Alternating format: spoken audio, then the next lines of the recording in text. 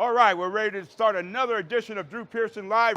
Jen Reed is here, Paul Southon, D. Paul. Hey, everybody's here, so let's get this show started, and let's do it right now. Give me a hut on three. 1, 2, 3. Hut!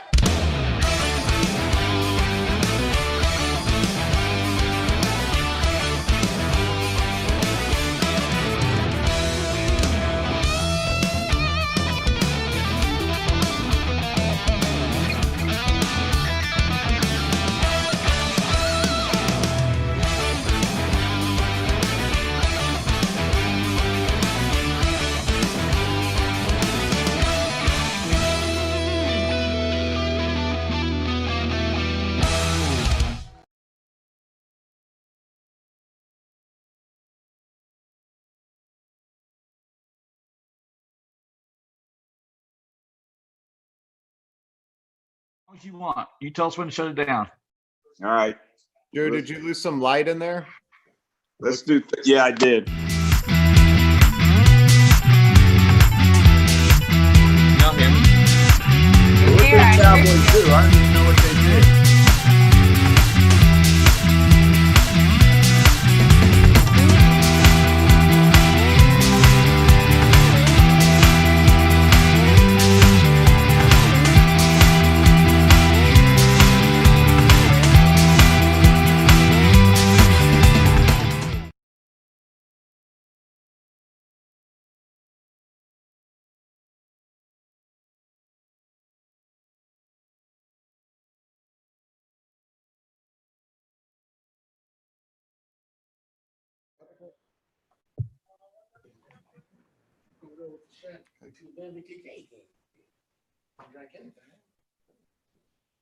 All right.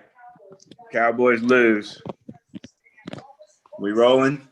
We're rolling. Well, welcome back to Drew Pearson Live. Drew, I don't know. We're starting out with the loss. Hold on. There we go. You all right? Yeah. We're Well, here. Oh, what a sad first game. I know. Drew, Yeah.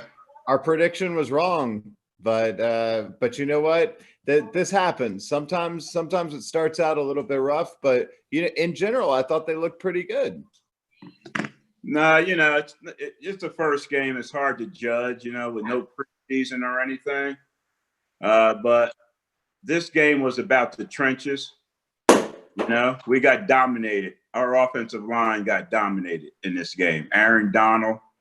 I'm glad. I know these guys are glad to see this clock go to 0-0-0 because they tired of Aaron Donald. It's kind of like when Randy White. You remember Randy White, the great Randy White? Yeah, of course. Well, it's kind of like with him, going into the game. The opponents hated it to go against Randy White for 4 quarters. And it's the same thing with Aaron Donald because those guys are relentless and you got to bring your A game. And so we got dominated in the offensive line, and then defensive line, we couldn't get to the quarterback enough. We didn't get on Goff enough. And they ran the football when they had to, and then we gave up big plays in the secondary. When they needed to make plays, they got those plays. So it's a first game. It's hard to judge. Mm-hmm. I wish we would have won or taken that field goal opportunity when we had it there in the fourth quarter instead of going for the touchdown or first down to try to get a touchdown. The field goal would have tied it. Now, if you're in that mid-season or toward the end of the season, you might want to try that. But when you're first game of the season, you might want to just kick the field goal, tie it up, and see what happens from there. What did you guys think? There's a lot of tackling. There was so much tackling. I feel like more than a normal football game. Did y'all feel that way? Tackling? Well, we didn't do enough of it. But the other team, the Rams, I feel like, I don't know. I felt like there was a lot of tackling from them. Well, but that's what they do in the game. But we missed a lot of tackles in this football game, and that made a difference. So we just got to look at the film, see what went wrong, see what happened with that offensive line. Connor Williams got dogged. Yeah. by Aaron Donald. They knew who to put him on. They didn't put Aaron Donald on Zach Martin.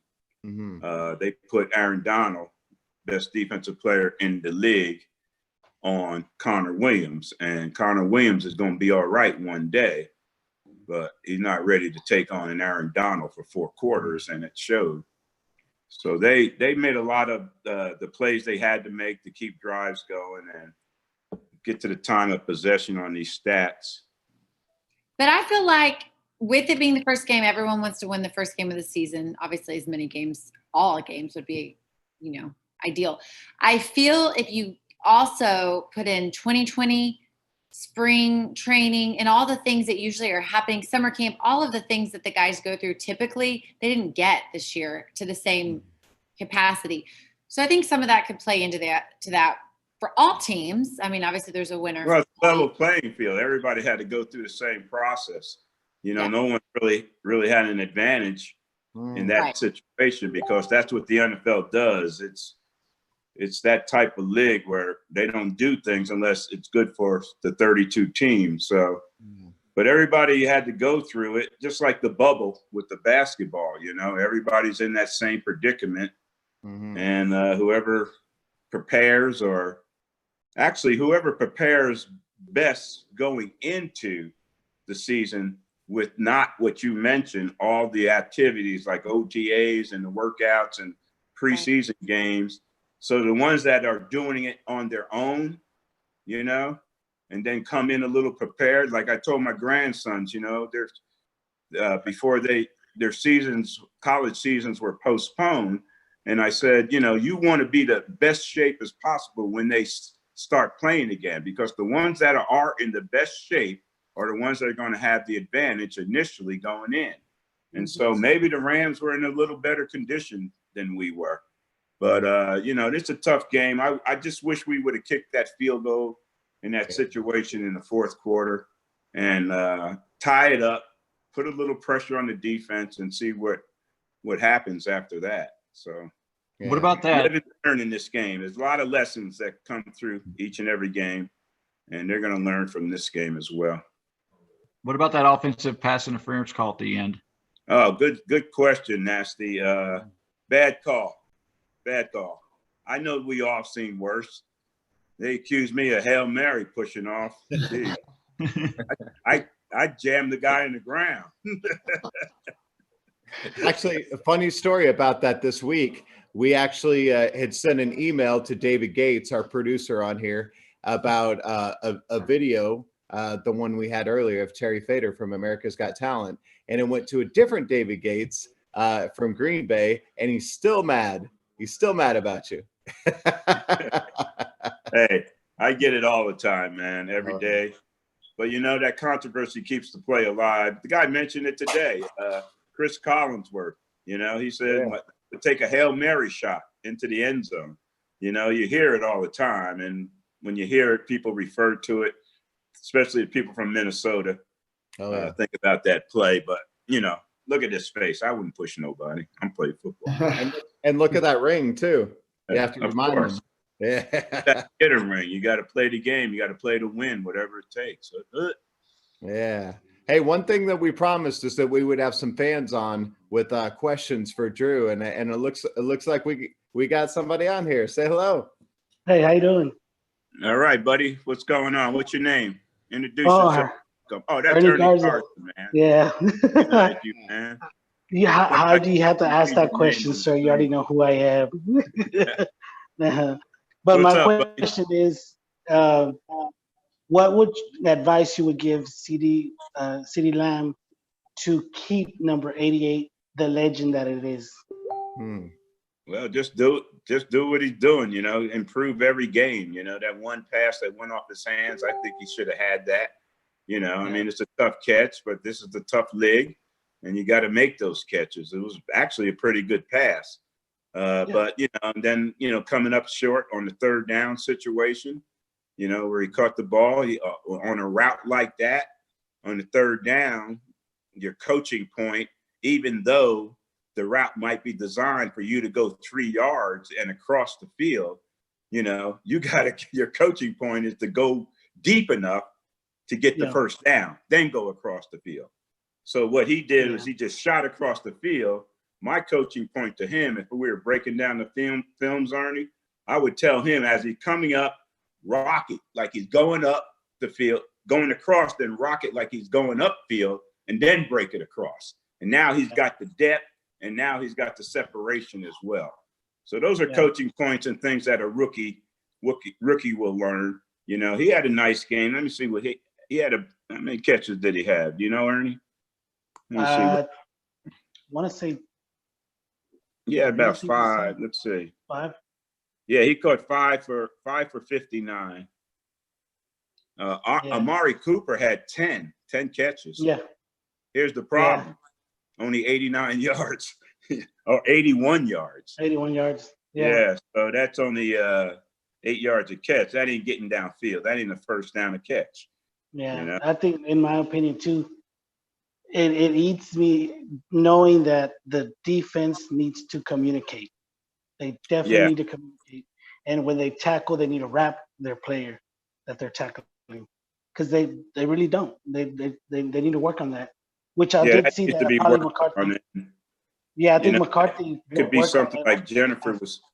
Excuse me, there, Ernie. That could be something ahead. like Jennifer was saying. You know, with the lack of workouts and the normal preseason games and things you get accustomed to, you know, before you end up playing a regular season game, you know? Yeah. So, you saw a lot of that, missed tackles and, you know, even a few drop passes and just the penalties, you know? I mean, we ended up with 7. We had 6 at halftime. We finished with 7. So we kind of cleaned that up, Ernie, in the second half. Let's see our defensive stats. Alden Smith, wow, he comes back with a vengeance. Yeah. 11 total tackles. Wow. 6 solo tackles, 1 sack. Jalen Smith had 11 tackles. Thompson, the safety, had 10 tackles. When your safety has 10 tackles, that ain't good, okay? Because that means they're getting in the secondary. And same thing with Smith. If he's got 11, you want him to lead the tackle, but where are those tackles being made? Whoa, almost. Man, I ain't even have anything to drink yet either. Yeah, that's better.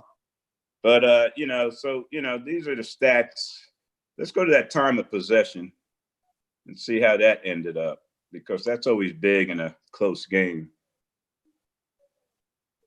It's very close as far as the stats. Yeah, 35, almost 35 and a half minutes to 24 and a half. So they dominated the time of possession. Yeah. And that means on third down, efficiency, we were 3 for 12 in third down. What does that mean? We're getting off the field. They're staying on the field. That's why they led in 35 minutes in time of possession. They were 9 for 17. They had 17 third down situations. Wow. And 1 fourth down. We were 1 for 3 in fourth down. Yeah. I think we should have kicked the football, right? Yeah, I agree with that one. After I heard you earlier, yeah, I think they should have gone for that field goal, tied the game, and they wouldn't have been in the situation they were at the end of the game. Yeah. Yeah, so that was interesting. They ran 72 plays. We ran 69. It's just a matter of yards per play. It was pretty even. They had 5.9. We had 5.5. So it's pretty evenly matched game. I guess that's indicated in the score, you know, 2017.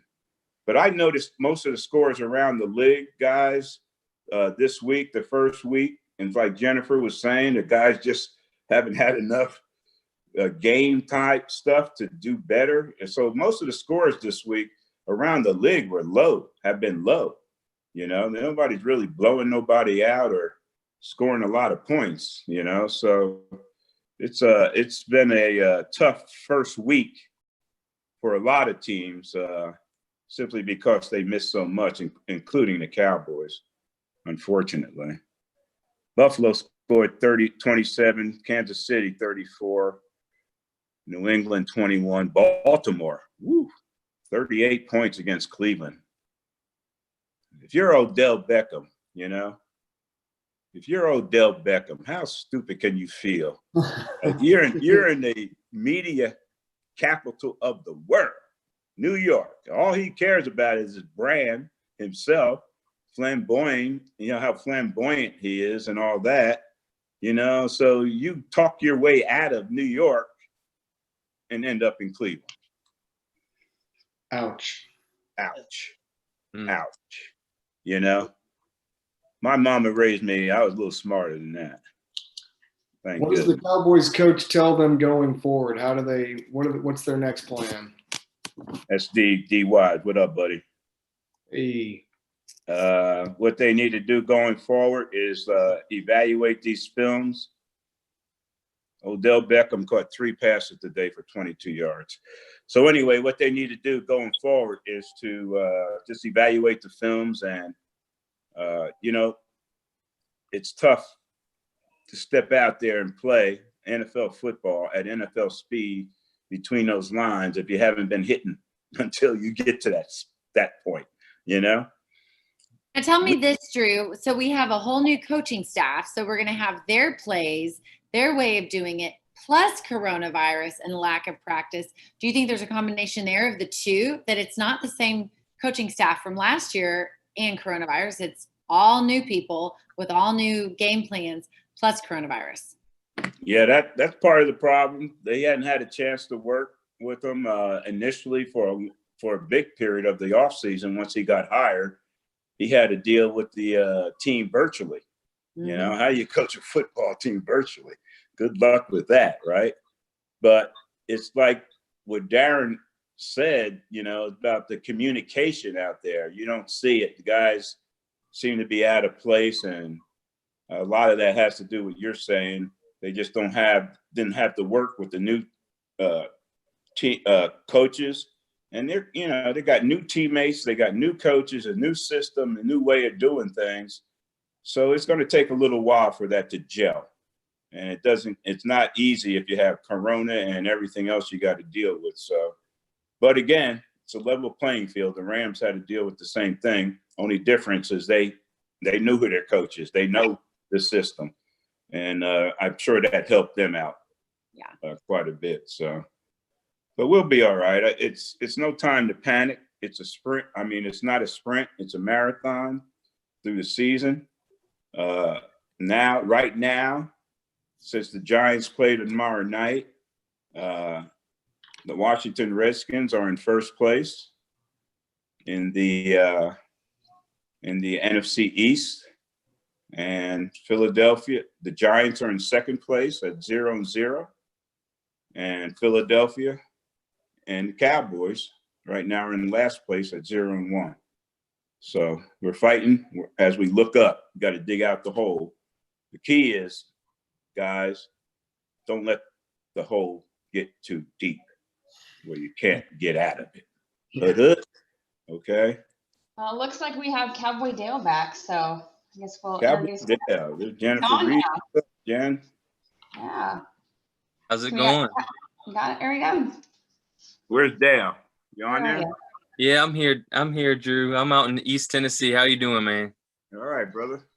Man, look at all that stuff in your crib, man. Yeah, man. Got it all going on. What's up with that hair, man? That's a wig, man. It's a wig. It's a wig, man.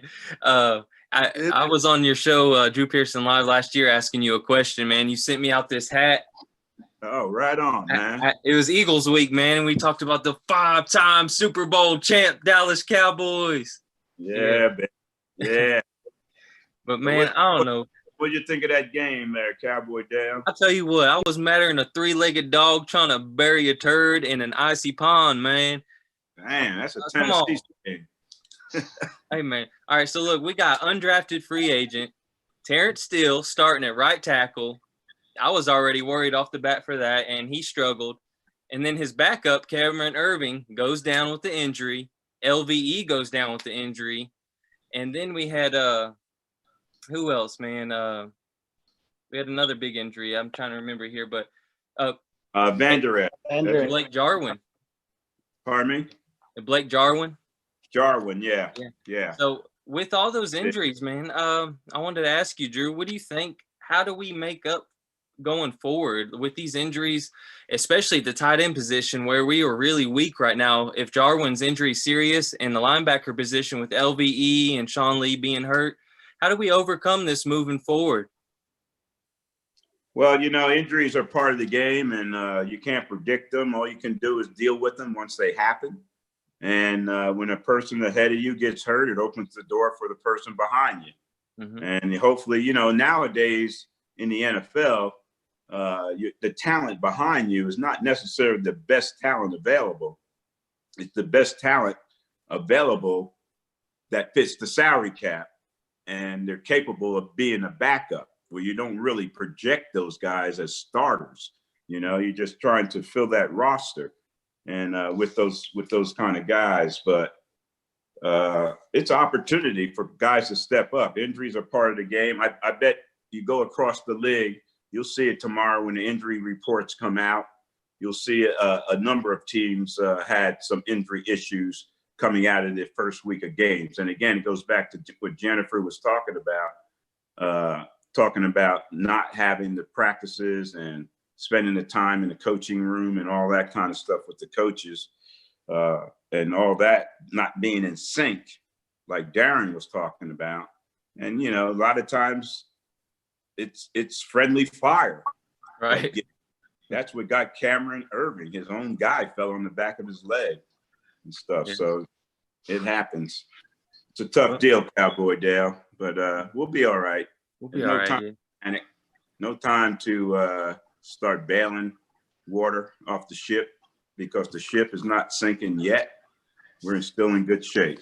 You're right. And my Grammy texted me, and I told her I was going to be live with you, Drew. And she said, you know what? Tell Drew to get back out there, man, and maybe we'll win this game. Well, I'll tell you what, they give me a contract like they're throwing that money around now. I hear you. I would take a shot.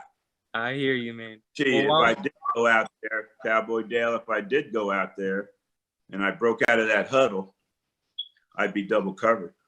I bet you would. Covered. I know it.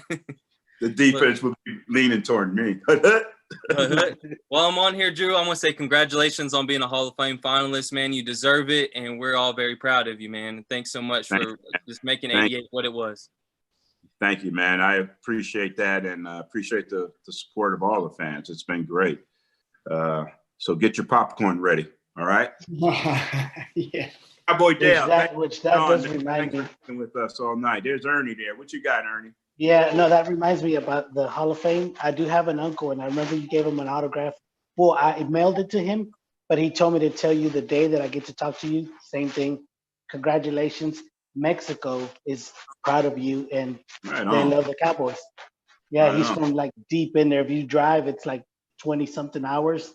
But every chance he gets to watch the Cowboys on cable, he does, and he loves you. He's the reason why I follow you, and I envy you for what you've done.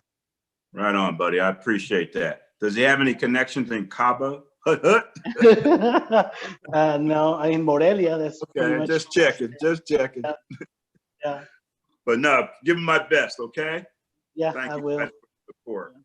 You guys got anything else about the game? Where's my team? Where you guys? Everybody gone? Oh, we're right here. All right. Anybody else to add? Ernie, we appreciate you, buddy. Yeah, absolutely. Back on next week. You know what time the game is next week? You got an early one, right? Well, yeah. I think it's a nooner. Got a schedule here. Drew, we can't end this without everyone's been asking about the Hall of Fame. They want to hear, I know you're saying it's not done yet. However, they want to hear it from you. They want to hear your thoughts about what's going on with all that. But you got to be on right now. I'm just in the wait and see mode. Yeah. It's going to get me like they got me back in January, where I get a little too excited and anticipate going in. Even though I'm the only senior nominee, I still need 80% of the vote. Yeah. And, the problem with the vote for the Hall of Fame in most cases is not transparent. Mm-hmm. So You don't know what people are thinking. They might have bias against the Cowboys. They don't like Drew Pearson. You know, the guy in Minnesota probably will never vote for Drew Pearson. Yeah. You know, and he has a vote. He's already said that already. He'll never vote for me. So you never know. So I'm just trying to play it by as it comes. Yeah. And we'll get invited. I'll get invited to the Super Bowl in February. I believe it's in Tampa. Yeah. And that's when they announce the guys that get in. You sit in a hotel room and you wait for that knock, and you hope it's a good knock. Okay. Yeah. It's a knock of opportunity, because that's what getting in the Hall of Fame is all about. You know, the opportunity first to play and to have the chance to play with some great players and a great coach. Man, that's what it's all about. Yeah. Have that, you know, I won nothing in Tulsa, you know, like all of a sudden I'm with the Cowboys and nobody could believe that the same old skinny Drew Pearson out there. But, you know, you're around, you got a Hall of Fame quarterback, Yeah. Hall of Fame running back. You got other teammates on the team that are Hall of Famers. You got a Hall of Fame coach. The organization is a Hall of Fame organization. You know, you got the president in the Hall of Fame, the vice president of personnel in the Hall of Fame, the owner should be in the Hall of Fame. Yeah. So you're in that kind of environment and it gives you a chance to succeed. So that's why it's all happening. Yeah. So when I get that call, if I get that call in February, I'll be ready. And then come August, that speech, I'll be ready to deliver that, baby. I think we should do a road trip out there. I know. What's that? We should all do a road trip out there and have Oh, a yeah. little- I don't know how you get there, but you got to get there. All right. We're going to do a Drew Pearson live from Party the bus. steps, the Hall You know, of Fame. I've never been inside the Hall of Fame. I've already made it a point. I didn't want to go visit other people's bus. You know what? I want Cowboy Dale to drive. Oh, I got to drive. I want Cowboy Dale to drive with the Yeah. with the mullet flying in the wind, and I want Darren playing guitar. And yeah, it's going to be fantastic. It's going to be the greatest bus ride ever. We could probably sell tickets. And I I want might not Tom, get y'all there safely. I want Yeah. Tom Stokes. You remember map that distance out? I wonder what it is. About 800 miles, you think? Yeah. It doesn't matter. Team building. If it was 8,000 miles, Yeah. I'll be be worth it. there. You know we'll be there, even if we're camping outside in a pop-up tent. It's going to be the worst Drew Pearson live show you've ever seen. Yeah, out there. I might even acknowledge it. Guys. I love it. Well, yeah, but I wanted to add a As soon as I get my gold jacket, I'm wearing it to the club down here. So oh yeah. Just Well, try I not to lose the ring again. to make me look 10 years younger. I wanted to add a positive spin to the end of it because everyone saw the call last time, or Yeah. the call that didn't happen, but the call this time warmed all of our hearts. So I think everybody in the Cowboys Nation wanted to say, how cool is that just to get that call? That call was great. Yeah, it was very cool. Because this time it came, I wasn't expecting it. I wasn't expecting anything. I didn't even know they were voting on the senior nominee at that time.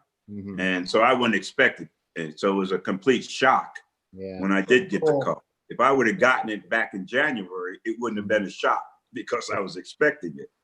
But this time I wasn't expecting it. And when I saw that 330 area code come across my phone, and then the rest of the phone number, then underneath said Canton, Ohio. And look here, guys, I've been to Canton, but I never met any girls there, okay? It couldn't have been no exes. Plus, all my exes are in Texas anyway. But anyway, I saw Canton, Ohio, and the only thing really in Canton, Ohio, other than football players and truck drivers, is the Football Hall of Fame. And so that's what it was, David Baker, and I was totally shocked. So I feel gracious, and you know, it's amazing how the Lord works. You know, how Yeah. disappointed you are there. And he said, Drew, I got a different plan for you, a different path for you. You know, it's a plan for hope. It's not a plan for disaster. And Yeah. so you even have to wait a whole year. I Mhm. only had to wait 8 months, you know, to get that feeling erased and have the feeling now of elation and excitement. Yeah. And man, the Hall of Fame. I I never think dreamt of that. I dreamt of trying to play pro sports, Yeah. but I never thought about the Hall of Fame until I really started playing pro sports. Mhm. And later in my career, Harvey Martin and I used to talk about that. You know, we wanted to have the kind of individual success to be warranted Hall of Famer. So, but also, and Jennifer was talking about Black Lives Matter. You know, I'm just glad the league has taken the stance and bringing awareness to that. You know, we need to do this, and you know, these protests now are getting out of hand and stuff. I don't know if the message is still being gotten across through these protests, but we got other ways to do it now. I mean, the protests out in the streets. This is the better way to do the peaceful protesting. And if we got to do it at sporting events, then so be it. Why you do it at sporting events? Because the eyes, the attention that sporting events get. And so, you know, I'm just happy and excited that the players, these current younger players, are taking the initiative. You know, the quarterback from the Atlanta Falcons, you know, he donated $500,000 today to a different charitable organization to take the dialogue to the next level. You know, what about Michael Jordan? You know, he did $100 million over 10 years to the cause, you know, but we're just saying, where does that go? Where's the cause? How do we benefit from that? You know, to make a difference. So athletes have the platform. I know with Coach Landry, what we would have done, we would have stood at attention and saluted and everything else. You know, guys, back in the day, we used to practice national anthem protocol every Friday. It's not like we didn't know what to do or where to line up. By practicing that, Coach Landry made it important to us, you know? So now we get in the game, you see us on the sideline back in the day, you know, we're like soldiers standing there, you know, because it meant something to us. But now it's not about that national anthem, it's about what the protests represent, and that's Black lives and trying to end some of this racism that's been going on in this country for a long, long time. I've experienced it in South River, New Jersey. I've experienced it in Tulsa, Oklahoma, you know, so it's all over. And we have been suppressed as African Americans long enough. So hopefully the message will get out there. Things will change in our society. We'll be looked upon a little different. And opportunities to better ourselves will be there just like they are for everybody else.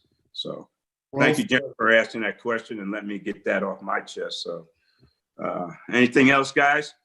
Well, absolutely. To follow up on that, let's also keep in mind that it was a different time, and Roger Staubach was Captain America who served in the military. So, and Tom Landry was a different kind of coach. So it's hard to compare, isn't it? Absolutely, absolutely. Different time, and we didn't have the catalyst to inspire change, you know? The catalyst in this situation was George Floyd and what he went through, and then all the others that were brutally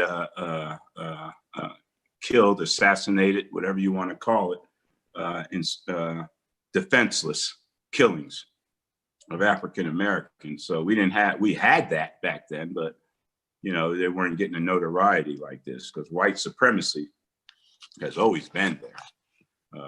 But it's brought to the attention. But you're right, it was a different time then, and it wasn't about, again, these protests. The kneeling isn't about the anthem, that they disrespect the anthem. They just respect what's going on in our society that the anthem represents. Okay, you know what I'm saying? Yes. So well said, sir. Well said. Thank you, buddy. But yeah, it's a tough world we live in. So much going on, this COVID stuff. You know, I don't know if we're going to get past this. I heard this was a developed virus. It was developed in China in the lab. Could have been stopped, but we didn't. So now we deal with the circumstances of it. 140,000 lives. And the thing about that, guys, is we just count the number.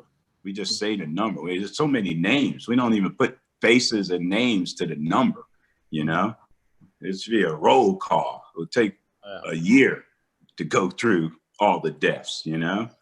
But Yeah, that's I the actually just had an person aunt that and works. 2 aunts in the hospital right now. Pardon me? I just have 2 aunts in the hospital right now Yeah. for the COVID. One passed away 2 days ago.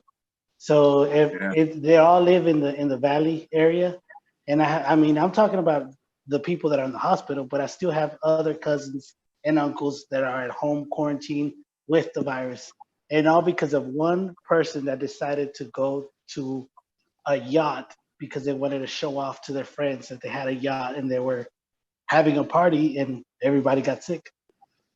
Yeah. And yeah. Well, even though, you know, like a lot of times you go to an event like that, or even to a club now or restaurant, they'll take your temperature, but that doesn't do any good for is that contact tracing, you know? It's where you've been before you got to the club or to the restaurant or to your family's event, family affair, you know, where you've been before that, you know? And that's what people don't understand, that contact tracing is the big problem. So that's why they're saying keep the social distance and not have these family gatherings. It's tough. It's tough for everybody. I do a lot of these cameos, you know, cameos appearances. The fans request you to send out a special message to whomever they want, their dad, their mom, or whomever.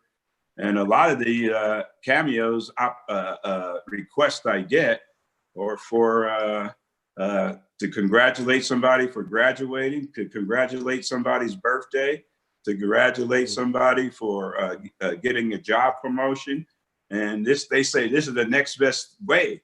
They can't get together to celebrate, so they try to find the next best way. Just like us, you know, we drew last year. We were doing Drew Pearson live, you know, at Texas Live, and a lot of people around and having a good time and all that. But we had to make an adjustment. We had to reboot, and now we're doing it like this. And the best thing about doing it like this, I don't have to drive anywhere. Okay, I'm good to go. All right, that's a 47-mile drive for me to Arlington one way.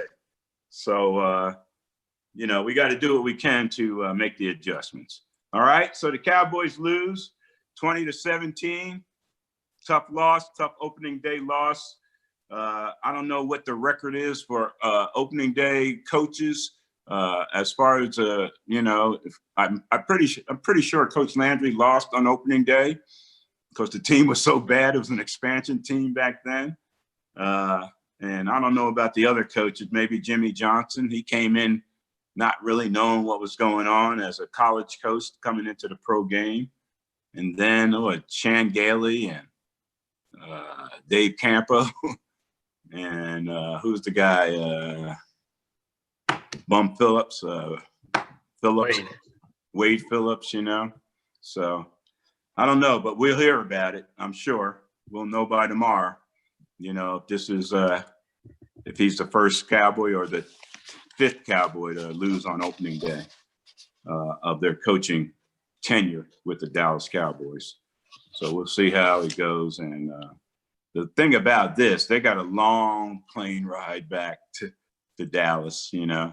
The thing about going from LA to Dallas, you do pick up a lot of tailwind. So it makes the trip a little quicker. But if you're beat up and sore, you're sitting on those planes, you know, everybody ain't in first class. You know, ain't enough first class for everybody. So those players, those big guys are in those little seats, you know, and trying to stretch out and move and without feeling too much pain. It's pretty difficult on an airplane. So hopefully they'll have a good trip back and get back to work, because we take on the Oh, the Atlanta Falcons. Got the Atlanta Falcons coming up Sunday at home. It's a home game. And it's at 12 noon. 12 noon. Probably one of the only, if not the only, well, there's another game on the 4th. We don't get too many 12 noon games because the Cowboys are prime time. We prime time. Prime time. Why do you think we started the season on Sunday night? Prime time. Prime time games every single year. Amen. All right, guys, I got to go. It's way past my bedtime. Yeah. All right. Well, We're gonna do this again next week, Drew. Yeah. Nancy, you look like you've had enough. Long day, I know. Appreciate you guys. And we'll try to get a guest on next week and keep rolling. Sounds good. Thank Paulie, you, guys. any last words, Paulie? Well, I'm so glad that we're back for Drew Pearson Live. And I'm so glad you're here because it was hard to host Drew Pearson Live without Drew Pearson. Well, thanks for filling in. I did a deal for so long. thing, and I didn't get much TV time. It was just a bunch of sitting around. But Jen, got anything to say before we leave? Now I'm just glad to see everybody. You know, kind of sad that it's in the format that it is, but you know, we'll get there. Hopefully, we'll get back to normal at some point. Yeah, but you know what, Jen? Now, Steve Paul, get Steve Paul some. I'm happy to see everybody. Very Right on, brother. Good to see you. Thanks for hanging. How about Jen Nick? Jen Nick gone? Yeah. You know what? Past her bedtime. I'll say this. I'm really happy that we have this format to talk in. And just because it's not, this one isn't broadcast right now, we're able to talk about things like what Drew was talking about with Black Lives Matter and about these are things that would not be discussed otherwise. We're talking about the Hall of Fame in great detail that we wouldn't have done in broadcast. We're talking about opinions. We're getting fans on. I think this is a great format, and I'm really happy that we're all here together. And it's going to be a fun season. And we're all healthy. You know, that's a big thing too. Yeah. You know, we've all kind of survived the brunt of it. So somehow, yeah, catch on. It'll catch on with the fans once they get word out there. And you know, you can't tailgate. Tailgating is limited. Going to the game is limited. You know, this might be the next best thing. Yeah. Real quick, I just want to put out to the people watching, if you want to participate in the show by Zoom, just message the Drew Pearson Live fan page. Just send a message there, and we'll get with you and see about getting you on the show to ask You'll you be your question all week, right? On how we can, how you can get in touch with the show. Yes, sir. Like I said, just Okay. message We'll the come page on and we'll at take care 11 of you. o'clock next week if it's 12 o'clock game or 11:30. We'll probably come on at 11, and that way just do it at 11. Yeah, Jen's got a fresh Hail Mary hero she taped today. Should be pretty epic. And Paul has, of course, a brand new interview. Mm-hmm. Did we do a Hail Mary hero today that I missed? We didn't. We ran out of time. What about Paul? Paul, did you have a guess? We did. We had Terry Fader, who was the winner of America's Got Talent, and millions of people watched him win. He did the puppetry in there, and now he's one of the biggest acts in Las Vegas. Wow. So is he a Cowboy fan? That's all I care about. I'll tell you what, it's got a great Hail Mary moment, so we'll send it over to you. Right on. Well, thanks for adding that to the show. Mm-hmm. Anyway, all right, so we're good. Thanks, guys. Yes. Need me, call me. Hood. Hut. Get your